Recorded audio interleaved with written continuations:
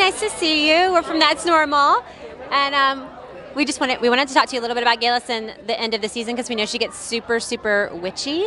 So or not. And Leary as well. So who between the two of them, Galis and Leary, is going to win in a cage match? Galis, of course. Why? Duh. Why? Well, because she's got witchcraft and she's got magic. That's awesome. Okay, so your favorite costume from season 1? Do you have one?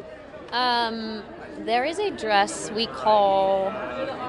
There's so many, and we have names for every dress. But there's one dress called the Raven that's going to be featured quite a lot. I spent like a week or 2 in it, so yeah, that's a beautiful piece. We can expect it in the second half of the season, then. Yeah. Does it go with the red shoes? I was wearing the red shoes, indeed. I was, yeah. That's great. I can't wait for that one. So, Galis, how would she murder Dougal? Once her husband is dead and she has Dougal to deal with, if she needed to, how would she get rid of Dougal too? How would she? I don't know. Let's wait and see what happens. Anything you want to tell us about the second season that you're really looking forward to for everybody to see? There was a particular scene that we shot in the forest in the middle of the night. That was supposed to be shot in the winter, but there weren't a lot of clothes involved on my end, and so I said, well, but I'll be moving because there's quite a lot. It's quite a physical scene.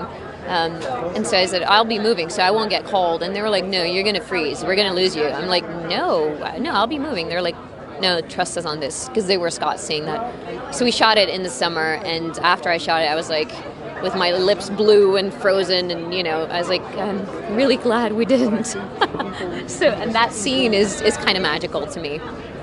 Is there anything that you didn't know about the time period that you learned after being cast, or that once you were involved in the project that you really found out about the time period that you're just excited to know or didn't know before?